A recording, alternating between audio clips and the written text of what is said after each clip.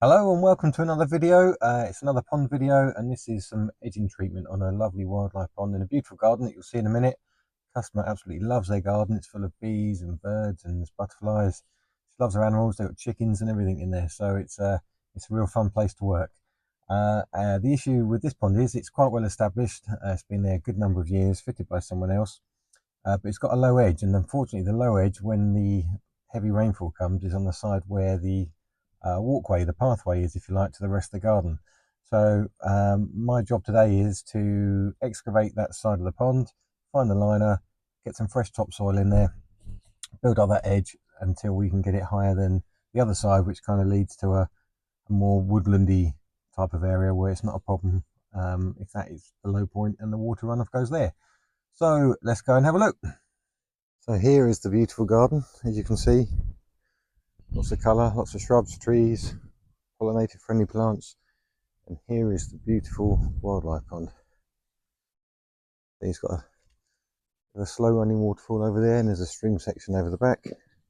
What the issue is, when we get heavy rain, this section here is the lowest point and it floods over to this walkway into the lawn. So the idea is to expose the liner, get some of these rocks and cobbles out the way and build that edge up. So I've just set up my laser level on the tripod mount here.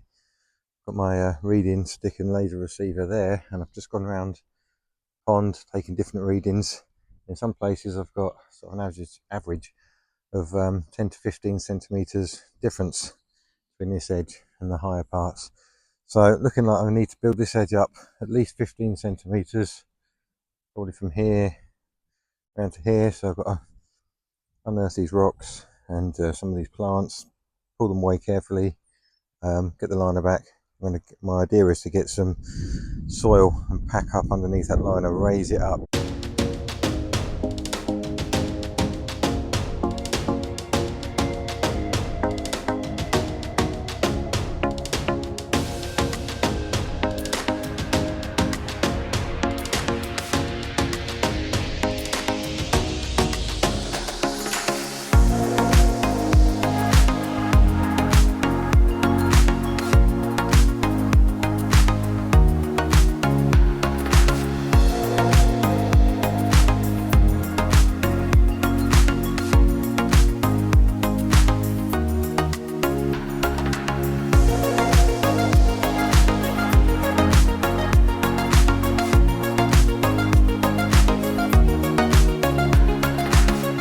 As you can see, this return edge of this liner goes down quite a way, which is why I'm having all this fun excavating it. But the good news is it gives me a lot of play to be able to build that edge up.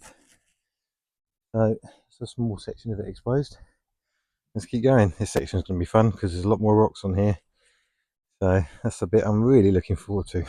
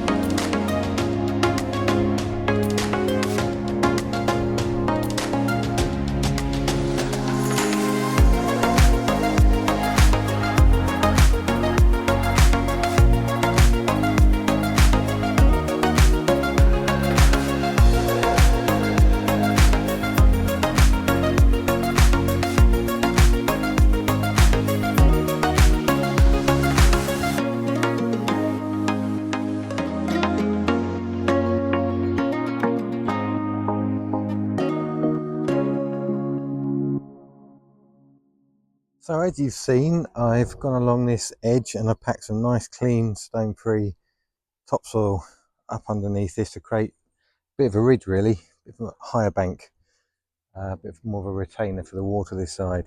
So next stage now is to obviously start dressing this down using these rocks and cobbles that I removed, some more soil, so none of this liner will be on show, just to make sure it's nice and compact on these edges, and then work my way along.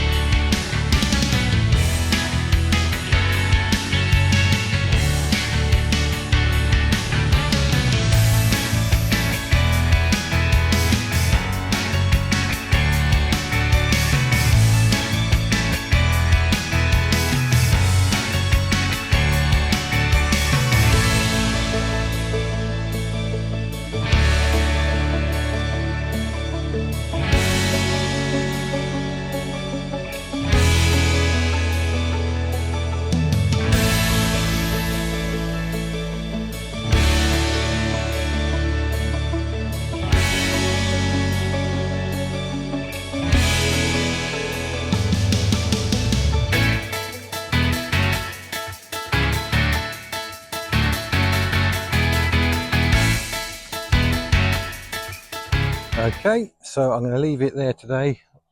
All the soil and rocks are back in. I'm going to come back tomorrow. The customer's going to pop out in the morning, pick up some plants. She's obviously a keen gardener, which is testament to this beautiful garden. So she's going to pick up some plants. I'm going to plant them for her, and then what she'd like me to do then is to finish off with is get some more of this 22mm stone and then place it around the newly planted plants, a way of keeping the weeds down.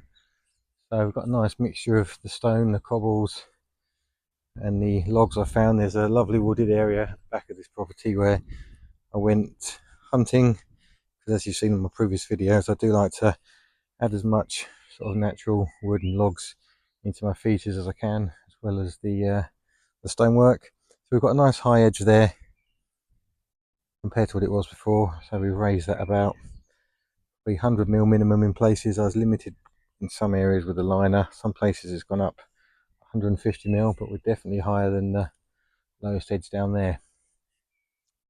So only time will tell when the rains come.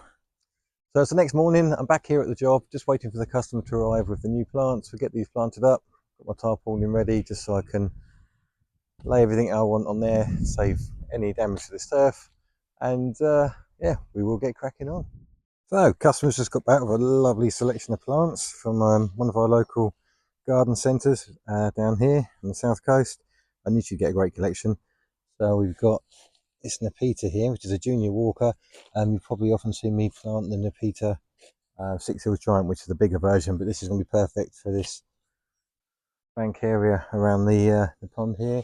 But this lovely GM here, it's a cocktail banana daiquiri. I've never planted one of them before, so it's very good for bees and pollinators there. So that's going to be a lovely one when it develops. Got a lot of these sort of phloxes and arenarias and sedums, which are what I've planted a lot around my my stream section in my garden.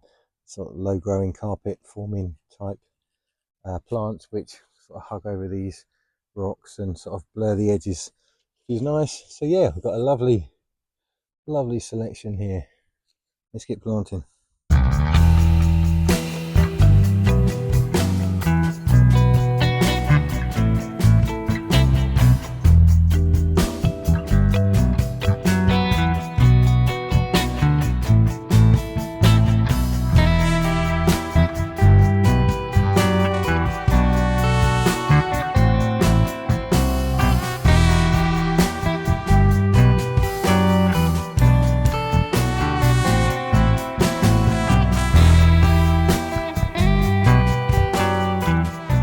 Alrighty, all the planting is done along here. Added some extra soil, as you've seen. Customer is very happy with the position of these, which is the main thing. Now, we've been going back and forth between us yesterday and even this morning about what to do around these, because the customer had these stones, as you can see. So we opted, we kept changing our mind between 10mm or 20mm chip-ins. Yesterday afternoon, before I left, we opted for 20mm. I've arrived with some bags of 20mm, and I don't think the customer's too sure about it now. So I'd also brought with me 2 bags of Scottish cobbles. So what we've decided is I'm going to put some of the Scottish cobbles around this soil, so it's not looking too staged, a little bit natural looking. This is just really to act as a bit of a weed suppressant. I know we could have used bark, but that was something that was mentioned, but sort of didn't really consider because we was getting a bit preoccupied with the stone chip-ins. And I believe the customer said there's some more of this rock as well in the area, in that sort of woodland area. So I'm going to put the cobbles around, see what size rocks we've got, and then we're not going to completely cover this soil. A little bit would be exposed, something for the plants to grow over. Yes, you will get weeds. Yes, it's nice and accessible to pull the weeds out. So that is the next stage.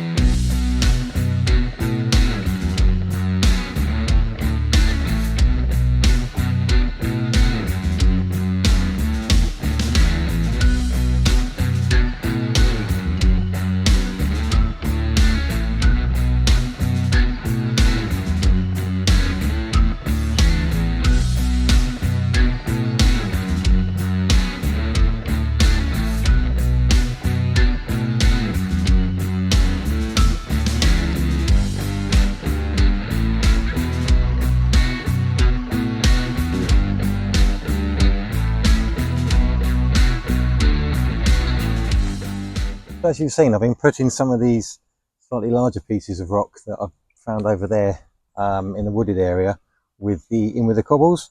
And it's very easy just to either discard these thinking they're too big, or just lay them on top like that, and it doesn't really look that natural. As you've seen, I've been burying probably more of the rock is under the soil than actually on top. I've just left the interesting shape as a visual. And it also gives it a more natural feel, like it's been there for a number of years. Rather than just sitting on top and you think, oh, I've just placed a rock there. So little tip if you're doing this sort of thing in your garden is just excavate some of the soil and then sort of sit your shape in there, because I really like this peak top here. Makes it a bit more interesting. Cover around. Like I say, a lot of the rock you're not even seeing. But what you are seeing is an interesting shape that adds nice variation between these flat cobbles and these larger pieces here. Obviously when these plants develop, they'll be forming over them as well. So yeah, that's just something I like to do when I'm placing rocks and boulders, is to actually sink them into the soil. As you've seen, I've been pressing all of these cobbles into the soil instead of just laying them. I've also put them on their ends as well. You get just to give it that variation, trying to make it not look not too, conceived is probably the right word. Make it a little bit more natural. Okay, so back in the van now. Customer has now since decided that they do in fact want some small sort of grit or chipping in between the cobbles. They've changed their mind so many times, bless them. But the customer's always right. Like I said before, they're the ones that have got to look at this, so I'm happy to do what they want. So I'm going to shoot off now, either garden centre or building supplier. Probably trying to find something that's like a light grey, dark grey. I don't want anything creamy, nothing black. And nothing golden.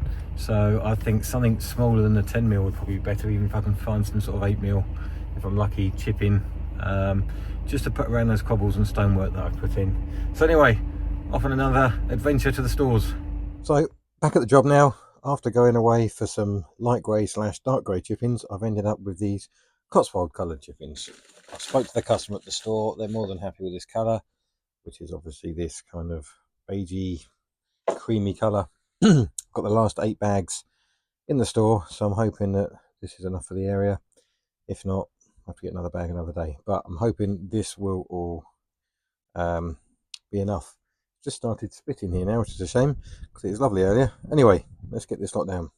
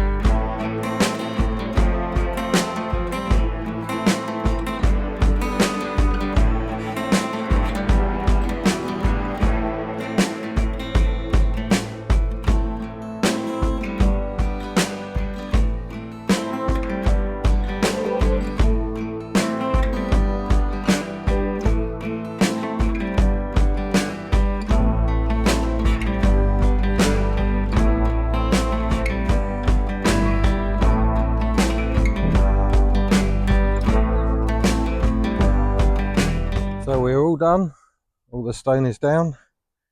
Must admit, when customers said they wanted to change their mind to having the stone, I was a little bit not quite sure, but now it's all down, I think the effect is quite good.